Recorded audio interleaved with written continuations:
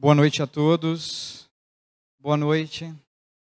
É sempre motivo de muita alegria para a gente poder responder positivamente ao convite dessa casa, que há tanto tempo nos acolhe com tanto amor, com tanto carinho. Poder falar a vós, meus irmãos, de Jesus, principalmente nesses tempos de transição. Olha que maravilha, né? Eu vou para o discurso básico de sempre, primeiramente, meus queridos. Todos que aqui estão, indiscutivelmente, cada um de vós, e eu não estou me referindo somente, meus irmãos, aos encarnados, eu estou me referindo também aos irmãos desencarnados que cá estão. E às vezes a gente olha e vê as cadeiras do lado desocupadas, imaginando que somos só nós, e cá não estamos só nós, não. Somos todos bem-aventurados por termos feito a melhor escolha do dia, de estarmos aqui nessa casa de oração. Não pelo Oswaldo, por favor. Não, não por mim. Me retirem esse fardo. Não estou aqui com esse propósito das minhas vaidades, da minha pequeneza ainda, que me faz lembrar e me promover. Não, meus queridos.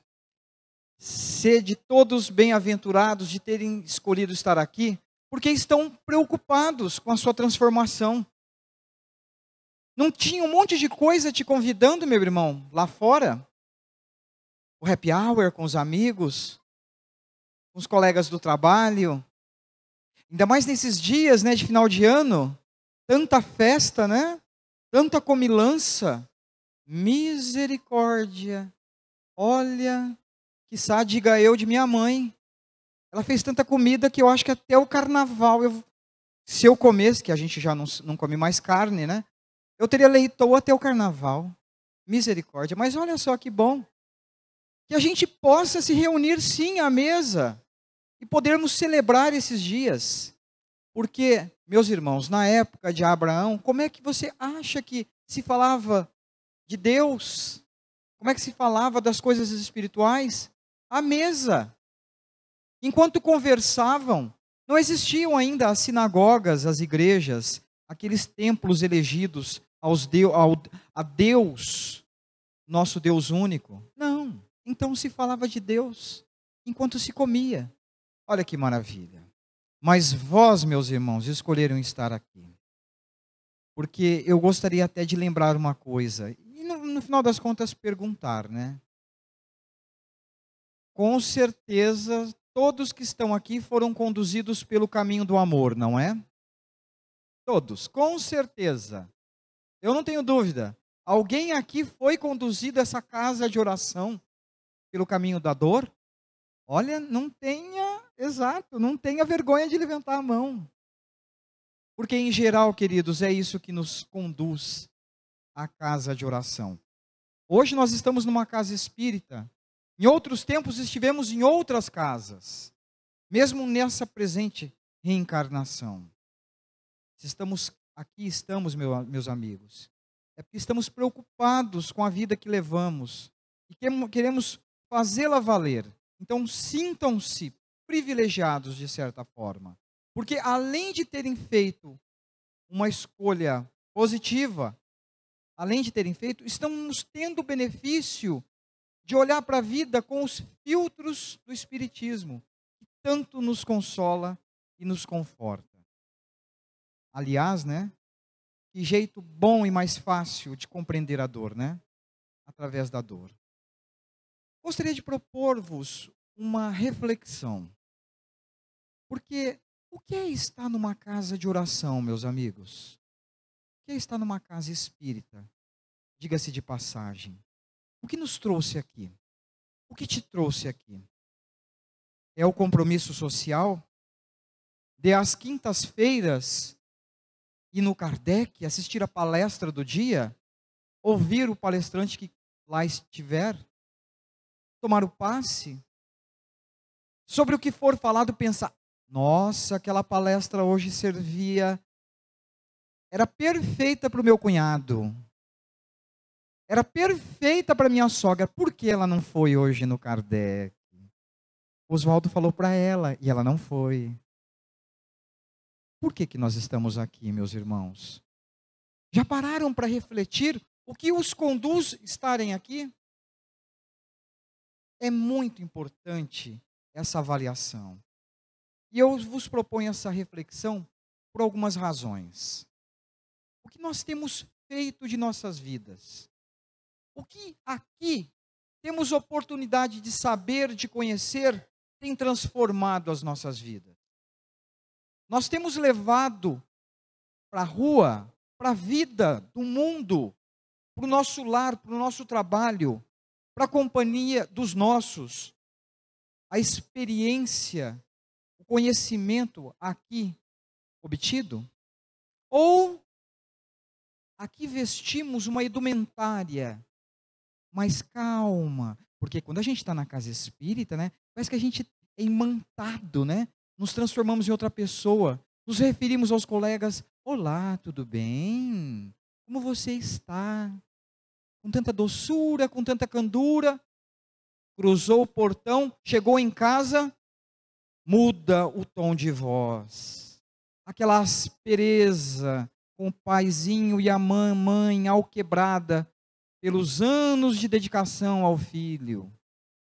Aquela dureza com o marido, com a esposa, com a tua secretária do lar, tão dedicada, por vezes engolindo o suspiro de lágrimas que ela não verte pela tua dureza no relacionar-se com ela. Então, o que você tem feito com aquilo que tem recebido? Isso tem te transformado, meu irmão? Ou tem sido verniz social? A gente vem por, eu me sinto bem. Eu tenho que assistir a palestra porque eu quero passe. Essas reflexões, meus irmãos, têm que falar alto ao nosso coração. Porque se cá estamos recebendo informações, conhecimento, conforto, e acreditem, já se sabia da vinda de vós, já se esperava por vós.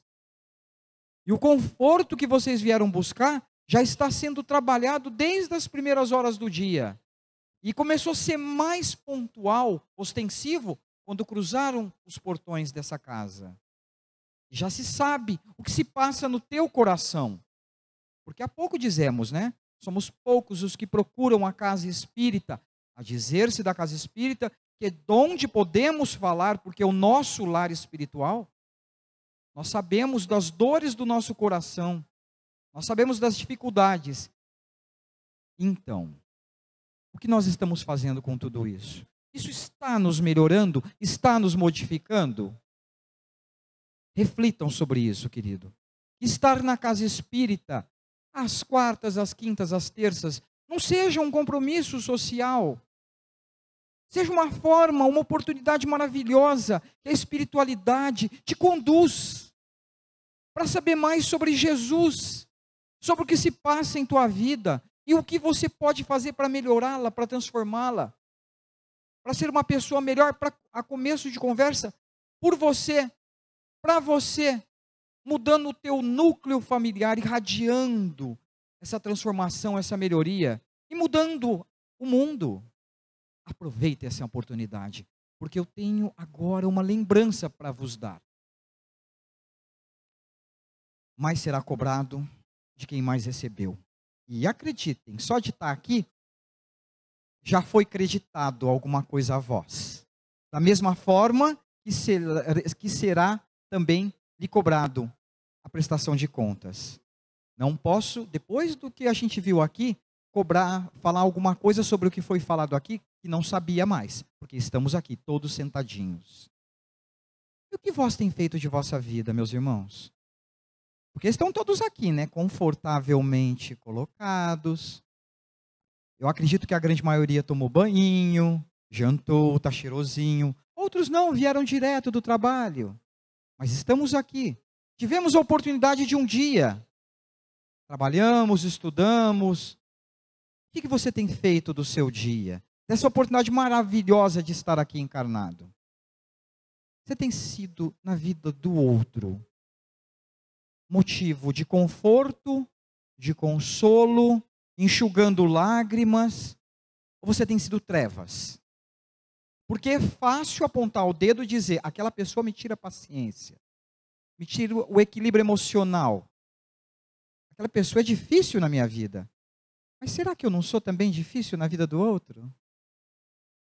Será que eu sou tão santo assim? O que eu tenho feito para fazer valer a oportunidade desse dia? Que é tão precioso, que é maravilhoso. É uma oportunidade da gente se restabelecer com a lei, da gente poder começar a reparar os nossos enganos, de começar a devolver aquilo que a gente recebe. O que você tem feito do teu dia, meu amigo, meu irmão? Como está sendo essa experiência aqui na Terra? Está valendo a pena? Porque eu lembro a vós, nós vamos prestar contas. E nós não estamos aqui a passeio. Se tiver alguma professora aqui de português que me perdoe pelo neologismo. Nós não estamos aqui turistando. Ninguém está aqui a passeio. A gente está aqui porque precisa estar aqui. Esse é um mundo de provas. Esse é um mundo de expiações. E a gente vem se restabelecer com a lei, porque aí está a misericórdia de Deus. Novamente eu pergunto, o que você tem feito do seu dia? Você tem amado mais? Tem perdoado mais? É fácil perdoar? Alguém aqui não tem ninguém para perdoar? Alguém aqui não é carente do perdão de alguém? E o que a gente tem feito? Tem deixado, postergado, adiado? Até quando? Até não haver mais tempo? Até a gente caminha com o teu, se reabilita com o teu irmão enquanto caminham juntos. Porque depois fica mais difícil, a gente sabe dessa lembrança de Jesus. Daí porque a gente sabe de tantos processos de obsessão, de sofrimento, que transcende essa vida. Então vamos amar, meus irmãos. Vamos perdoar. Vamos fazer valer essa oportunidade de estar aqui. Observa o teu dia. Porque o que você faz do teu dia advogará a teu favor quando deixarmos essa terra e formos para o verdadeiro mundo, o espiritual. Estamos no final do ano, não estamos? Aos últimos dias de 2018. Foi um ano meio corrido para todos, né? Tanta coisa acontecendo em 2018, né? Esse ano, 2018, me fez acreditar piamente que estamos passando pela transição planetária, meus amigos. Olha quanta mudança, hein? Quanta coisa a gente viu acontecer nesse país, na nossa cidade, na nossa vida. Quantas mudanças. E agora, eu lembro como se fosse ontem. Eu estava aqui, em dezembro, no Kardec, fazendo palestra, falando sobre a esperança de 2018. Agora eu vim falar sobre a esperança de 2019. Que maravilha. Eu vou começar agora com os trabalhos da noite, falando sobre um assunto, queridos, que desde a infância, né, a gente é encurtido a desenvolver. Deus. O que é Deus? A primeira pergunta do Livro dos Espíritos. O que é Deus? Olha que maravilha. O codificador, na sua grandeza, já não querendo tipificar, personalizar, como Ló começa dizendo que, porque como falar de Deus, personificá-lo simplesmente, é pouco. O que é Deus? O que é Deus? O que é Deus para mim? O que é Deus para você? O que é Deus para todos nós que cá estamos? O que é Deus para nós que experimentamos a maravilha de estar aqui na terra, vivendo as nossas dificuldades, as nossas agruras? O que é Deus? Essa causa primeira, incausada, ele já existia antes de qualquer coisa. A inteligência superior. Porque Deus, meus irmãos, Deus não é o Deus de Israel. Deus não é o Deus que mobilizava e fortalecia exércitos para derrubar as muralhas de Jericó. Não. Esse foi o Deus preciso, necessário daquele povo, aquele tempo. Não. Hoje nós sabemos que Deus transcende, e nós ainda nem temos a capacidade de vislumbrar o tal qual Ele é. A espiritualidade nos fala, olha, de certa forma vamos deixar e passar para vocês uma ideia de Deus que hoje é possível vocês compreendê-lo. Deus, esse Deus galáctico. Porque a gente às vezes não tem noção da grandeza de quem é esse Pai, né? Pai. Sim, Ele é Pai. Vamos falar sobre isso. Quando a gente pensa em Deus, a gente pensa Ele circunscrito à terra. Mas eu lembro, certa feita, uma lembrança de Chico, perguntando sobre Deus, sobre o universo, e Emmanuel, num processo de desprendimento, vai afastando Chico da terra, e ele vai vendo a terra, o afastamento, a lua, o sistema solar, a constelação onde nosso Sol, nosso sistema solar está, a nebulosa onde está essa constelação, a galáxia onde está. E Chico começou a ficar cansado de viver toda essa grandeza. Imagine que a nossa galáxia, a Via Láctea, estima-se que ela tenha 200 bilhões de estrelas. Imagina-se que cada estrela tem um sistema planetário. E há muitas moradas na casa do papai. E a gente sabe que não existe um orbe no universo que não seja uma morada espiritual. Então, olha quanto lugar para a gente viver, experimentar, o existir, o evoluir. Aí você imagina que hoje a ciência consegue catalogar mais de 400 bilhões de galáxias, e a nossa é uma de pequena grandeza. E Deus é responsável pela criação de todos esses mundos. Como que a gente pode imaginar Deus como um Deus tribal? Um Deus rancoroso? Um Deus que pune? Um Deus cruel? Um Deus que se zanga? Como que a gente pode manter essa ideia primitiva, ancestral, mas necessária, que teve seu tempo, quando já os profetas, os apóstolos nos diziam, Deus é amor, e o amor é a fonte construtiva do universo, porque até a destruição é uma expressão do amor. Na destruição é para uma nova reconstrução.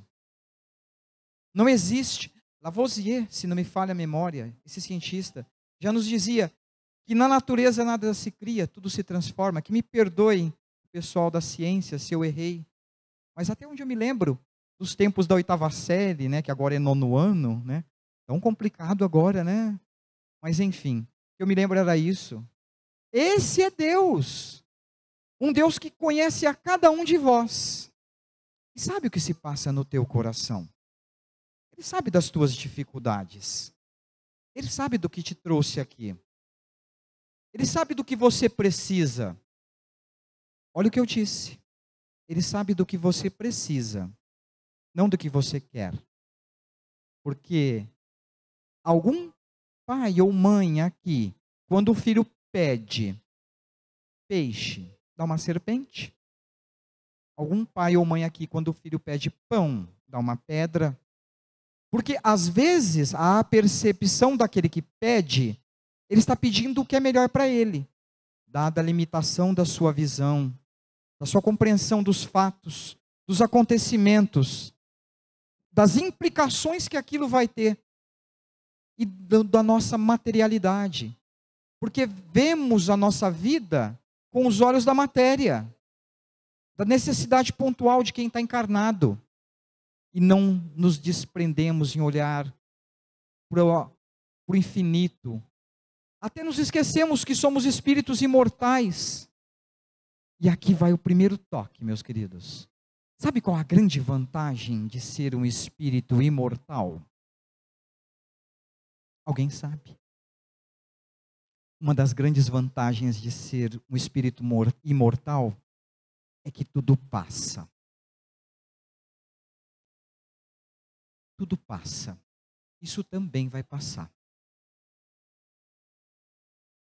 Você vai ter um tempo da imortalidade do Espírito para superar as tuas dificuldades, para superar as dores, os sofrimentos, para superar-se. Olha que maravilha, a grande vantagem da imortalidade. Jesus já nos lembrava: todas as minhas ovelhas vão se salvar. Ponto. Vou repetir. Todas as minhas ovelhas vão se salvar. Ponto. Ele não disse vírgula. Menos aquela que não seguiram os meus ensinamentos. Menos aquelas que se desviaram deles. Menos aquelas que não eram boazinhas. Não. Até essas vão se salvar. Estão desviadas. Porque ninguém aqui, acredite, é injustiçado. Ninguém aqui. Se estamos na terra, somos todos comprometidos. Se estamos na terra, é porque preciso estar aqui. Mas como pode, Oswaldo, então, se salvar todas? A oportunidade da reencarnação, da reparação.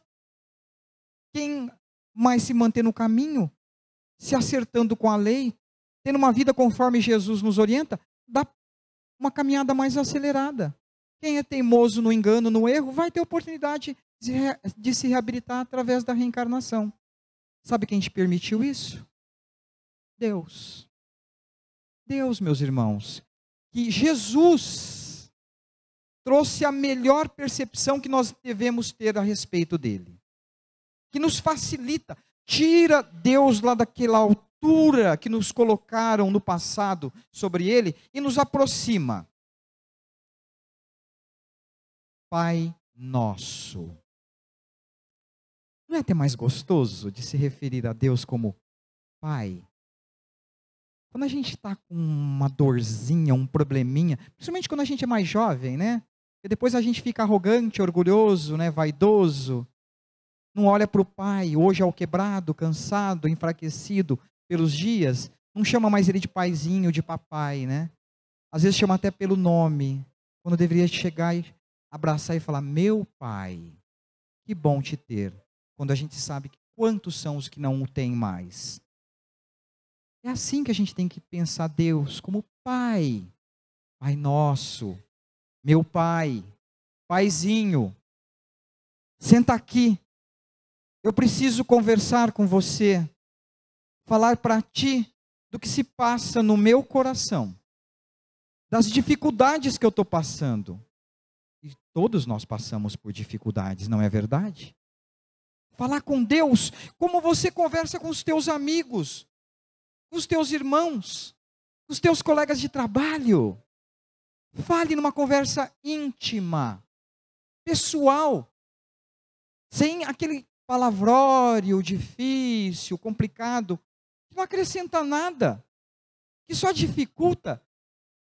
Sabe aquela pessoa, Oswaldo, que às vezes chega para conversar e chega todo pomposo, com aquelas palavras bonitas, dificultando o caminho? É complicado ouvir essa pessoa, né? Quanto mais entendê-la. Nem ela se entende por vezes. Não, abandone esse discurso. Se aproxime de Deus, converse com Ele. Ele te ouve. Essa é a ideia principal que temos que ter de Deus e que eu vos proponho, porque é uma experiência pessoal, meus irmãos. Eu comecei a entender Deus, a perceber Deus de uma forma mais possível, acessível, compreensível, quando eu comecei a vê-lo de uma forma mais amorosa, como meu Pai, como seu Pai, como nosso Pai. E Ele nos ouve, e Ele nos atende. Não necessariamente como nós queremos, mas como nós precisamos. E o tempo e Deus tudo esclarece. Isso é maravilhoso. Eu também vos proponho, nessa avaliação, meus queridos, uma reflexão sobre a fé. Porque não dá para ter essa ideia de Deus em nossas vidas sem termos uma fé fortalecida. Mas o que é a fé? Desde quando a gente é criança, a gente é intimado a ter fé, né? Eu não sei vós, mas eu não venho de lar de berço espírita. O meu nascer para a espiritualidade, para as coisas de Deus, veio da casa evangélica, que eu agradeço muito, porque me permitiu compreender que somos seres espirituais. E desenvolver a fé é também uma experiência pessoal. Para muitos de nós, desde o começo, qual que era a ideia de fé? Crer. Eu acredito em Deus. Mas, gente, eu acredito em tanta coisa. Nós acreditamos. Você acredita imediatamente na pessoa que está do seu lado. Porque você não duvida, ela está aqui. E Deus? Como que nós vamos acreditar em Deus se ninguém nunca ouviu? Se ninguém nunca o tocou, o sentiu, conforme as experiências que nós temos e as nossas limitações enquanto a nossa condição hoje de evolução? Então, como crer em Deus? Não é uma coisa fácil, tá? Mas é a base de tudo. Esse crer em Deus, essa fé que nós precisamos fortalecer, queridos, ela vem de uma experiência pessoal. A fé, ela se constitui num processo de relacionamento. Nós temos que aprender que a nossa fé tem que ser fortalecida pelo relacionamento que nós temos com Deus. Então nós temos que começar a saber de Deus. Por isso que há pouco eu comecei a falar dele. Nós temos que fortalecer a nossa fé, compreendendo que ela é um relacionar-se. E, como em todo relacionamento, pressupõe duas partes, no mínimo. É o que se espera. E um conhecer do outro. Quando a gente está num processo de namoro, com vistas a um relacionamento mais pessoal, íntimo, a gente vai sabendo da vida do outro, né? Vai se aproximando, sabendo, descobrindo o que a gente tem mais em comum. E com Deus. Porque nós, no nosso tempo, chegamos como? Nós chegamos com a nossa arrogância, achando que estamos no controle. Nós chegamos definindo o que queremos. E como é que Deus chega? Ele não chega com o poder dele igual a gente imagina. Deus chega esperando. Esperando que você o aceite. Ele e a sua lei. E onde ele está? A gente sabe, o Espiritismo já nos deixa claro isso. Onde está a lei de Deus? Onde está a justiça de Deus? Está na nossa consciência. Nós temos essa centelha divina.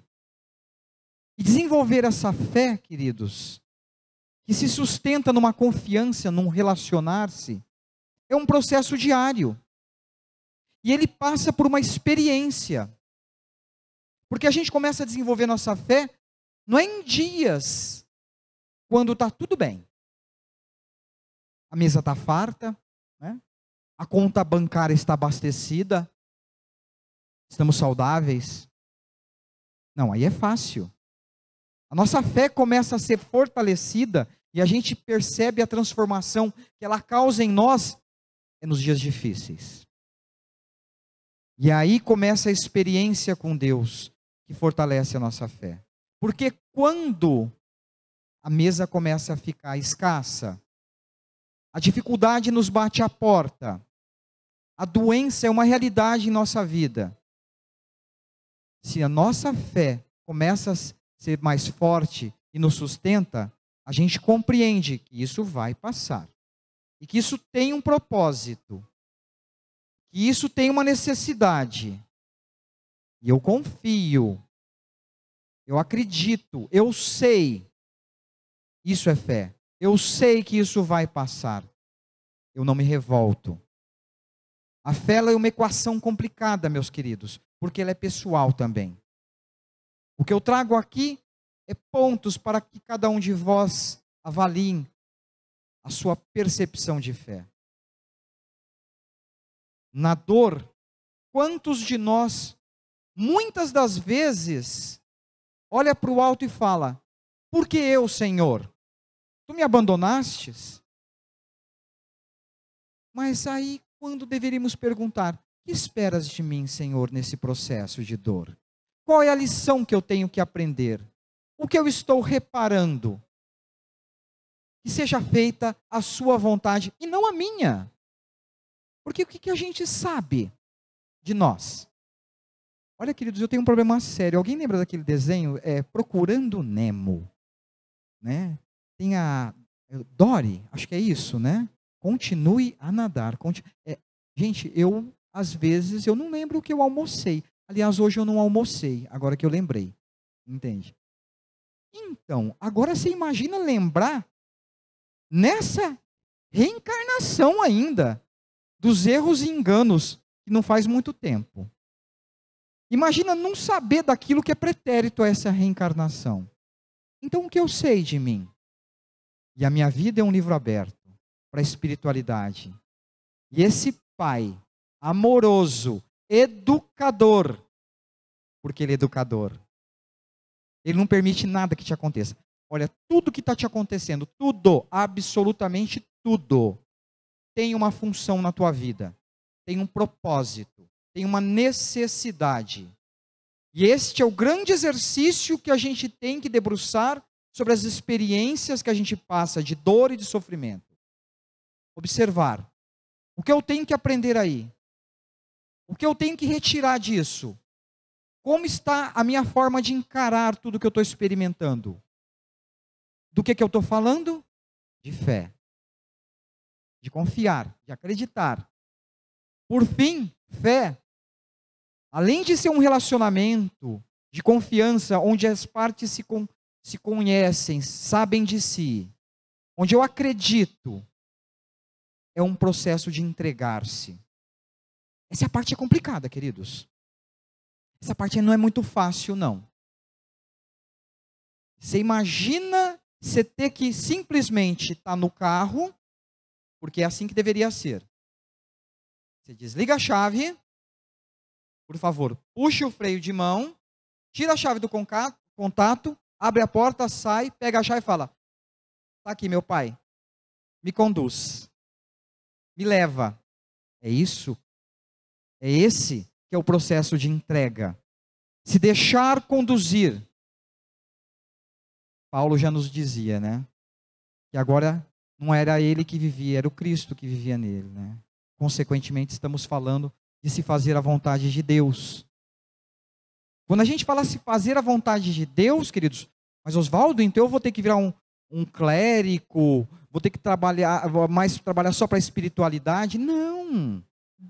Está aí um dos grandes enganos que a gente comete em torno, queridos. E eu estou dizendo de mim, primeiramente de mim, que a gente tem nas percepções daquilo que Deus espera de nós. Deus espera que você leve a melhor vida que você puder aqui na terra. Mas a tua melhor vida implica na felicidade que você traz para o outro. Porque não dá para ser feliz sozinho. Tem uma música que fala isso, se eu não estiver enganado. Não dá para ser feliz sozinho. E a tua felicidade está em fazer o outro feliz. E a tua felicidade está em enxugar lágrimas, porque as suas também serão enxugadas. Olha que maravilha. Ser feliz e fazer feliz. Amar, porque vai ser amado. Perdoar, porque vai ser perdoado. Se manter no bom caminho. E aí vem Jesus e nos lembra: ame o teu próximo como a ti mesmo. Mas Oswaldo, como é que eu vou amar meu próximo como a mim mesmo? A pessoa é um karma na minha vida. Ela me tira a paciência. Ela me tira o equilíbrio emocional. Eu já falei isso aqui várias vezes, eu vou falar de novo. Queridos, alguém aqui nas suas preces, nas suas orações, pede paciência, tolerância, equilíbrio das emoções, dos sentimentos? Olha, quem não pede nenhum desses sentimentos, eu vou pedir uma gentileza. Quem não pede, levante a mão. Quem não pede nada disso. Então, eu tenho uma coisa para vos falar. Não vai vir desse jeito, ó. Toma, pode tomar. 2 vezes por dia, 2 gole. Você vai desenvolver paciência. No final da noite, toma o que restou. Vai te trazer equilíbrio das emoções. Não, não vai vir desse jeito. Ó, pode tirar o cavalinho da chuva. Aliás, hoje está chovendo bastante. Isso não vai acontecer. Sabe como é que vem esse exercício da paciência, da tolerância, do equilíbrio das emoções, do se transformar? Para se transformar, primeiro é preciso que a gente se conheça. A gente promove esse processo de autoconhecimento, saber que somos criaturas falíveis, que erramos, mas somos destinados ao acerto. Sabe como isso vai acontecer? Na experiência com o outro. Na experiência com aquele que você quer longe de você. Quando Deus, por te amar muito e tanto, te permite conviver com Ele. Para quê? Para que você desenvolva a paciência, a tolerância, o reequilíbrio, o acerto de contas. Porque a gente sabe disso, não tem dúvidas, e acredita piamente que ninguém cruza teu caminho se não tiver um propósito, quiçá se dizer-se então da família. Porque somos todos espíritas aqui, né, queridos? Portanto, somos exemplos de cristandade. Ninguém tem problema em casa, né? Somos amorosos com aqueles lá de casa, não é? Ninguém, né? Chega lá, é puro amor dentro de casa, né? Quiçá fosse, né? Quiçá fosse. Alguém aqui tem algum problema quando anda pelo trânsito de Rio Preto e recebe uma fechada? Abençoa, né? Vai com Deus, meu irmão. Muita paz. Vai dar tudo certo no final. Então, olha o exercício todo dia, toda hora. Porque vós achais que vai acontecer um evento fenomenal em sua vida para você ser experimentado, meu irmão? Não, de modo algum. São pequenos eventos. Sim, existem eventos na nossa vida que nos transformam. Imagina que a tua vida vai numa direção. Aquela direção da tua vida, parece que está dando tudo certo. Não é? Olha que maravilha. É o caminho de pedrinhas douradas, né, que leva a Oz. Aí acontece um revés. Um revés financeiro, a saúde, uma separação conjugal, uma traição, um desemprego. É isso mesmo que você está pensando, meu querido, isso também. E você é convidado a grandes processos de dor, de sofrimento, que mudam totalmente a sua condição. Aquilo que você tinha idealizado não serve mais. Não é para ti. O que me aconteceu? Alguém nunca passou por essas grandes mudanças na vida? Ao menos uma vez? A gente sabe do que estamos passando, né, queridos?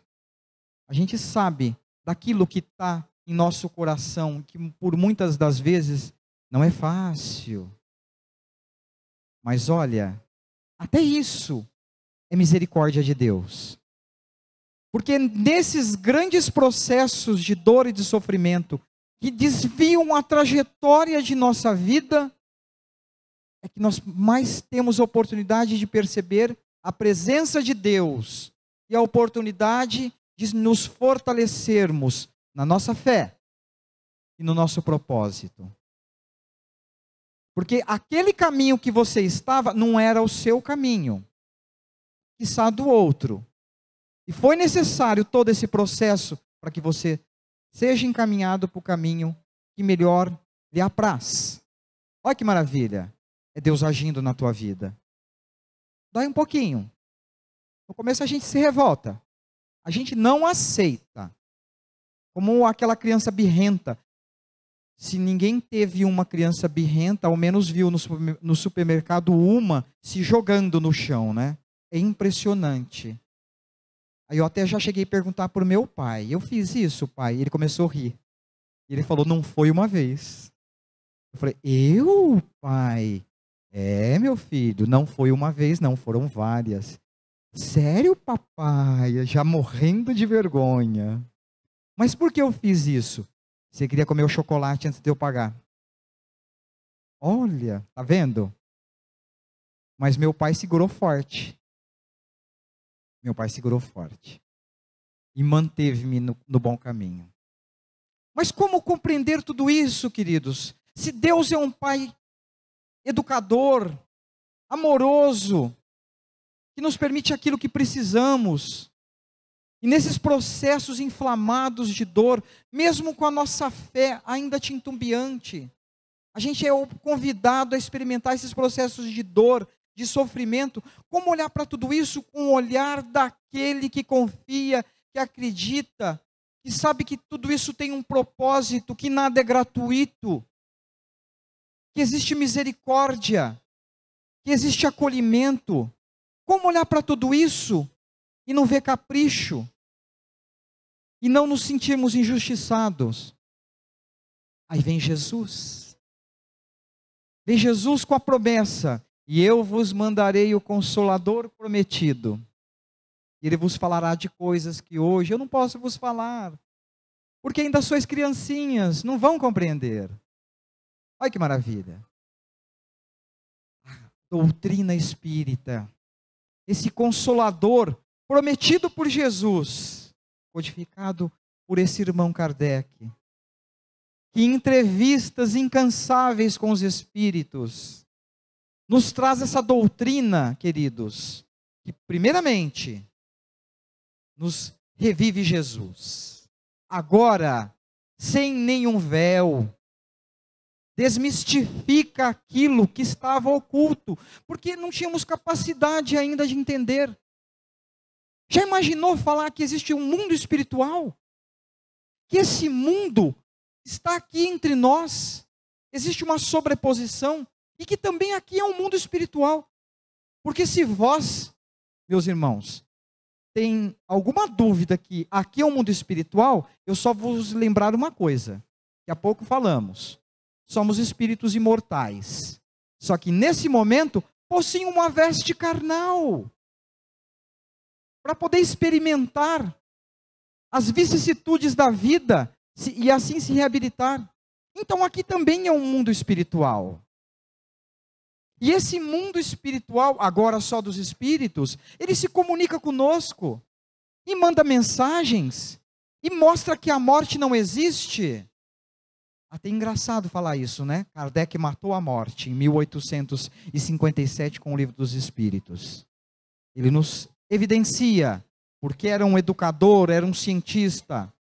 Ele não conseguia aceitar que uma cadeira, que uma mesa desse respostas inteligentes. Ele sabia que aquilo era matéria.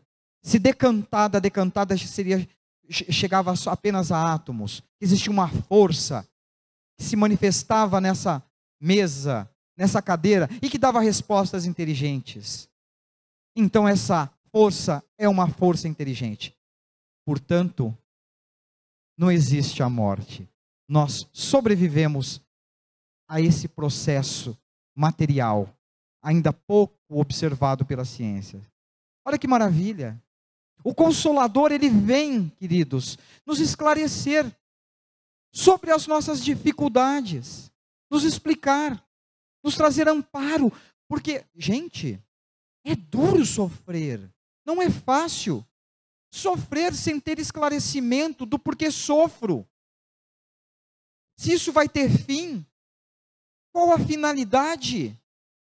Seria muito difícil viver na Terra sem esse amparo, porque todo mundo aqui, todos, encarnados e desencarnados, somos todos comprometidos, como já foi dito. E se hoje não lembramos, não sabemos do porquê, pontualmente, porque estamos aqui, disso não temos dúvidas que existem compromissos.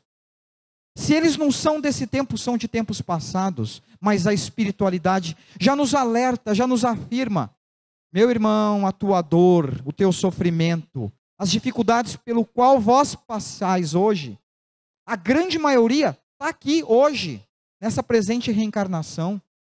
Quanta dor você pode evitar? Quanto sofrimento?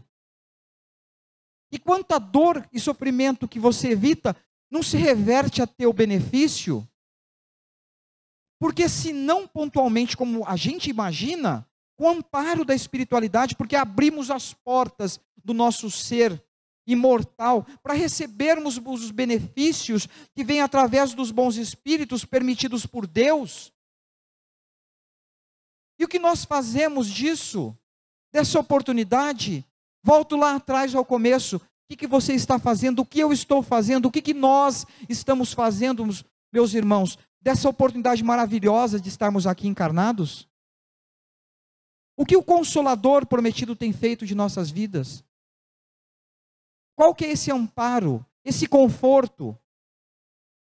Vamos dar essa oportunidade a nós de entendermos esse Pai em nossas vidas, como um ser presente, pontual.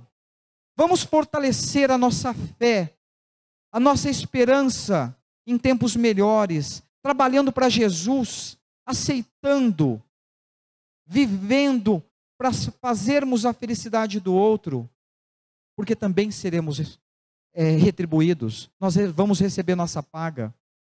E vamos trazer o Consolador para próximo de nós, para que Ele possa nos esclarecer. Como isso? Aqui, hoje, com o que vocês estão se propondo. Como já dizemos, foram tantos os convites e escolheram estar aqui, buscando conforto, consolo, amparo, mas é pouco. Vamos enxugar lágrimas, que não são poucas. Vamos amar mais, perdoar, porque somos carentes de perdão. Temos necessidade de amor. Vamos amar então. Vamos aprender sobre o amor, amar incondicionalmente, porque é fácil amar quem te ama, e quem te faz sofrer. E aquele teu irmão que está caído na esquina, como é que está teu trabalho com ele? Porque até sobre esse olhar que você depositou no outro e a inércia que você teve, você vai ser lembrado quando tiver que prestar contas. Eu não falo isso para deixar ninguém em pânico aqui não. É para lembrar, queridos, da oportunidade. Porque já se abre para nós um novo ano. Não que isso mude, só vai mudar a folhinha. Se você continuar a mesma pessoa, você entrou 2019 exatamente como saiu de 2018. Mas tudo bem, precisamos dessa alegoria. Então que 2019, meus amados, seja um ano de transformação em vossa vida. Que vocês abram essa porta que só abre do lado de dentro. Quando Jesus bate para Ele. E transforme os seus dias. Aproveitem essa oportunidade.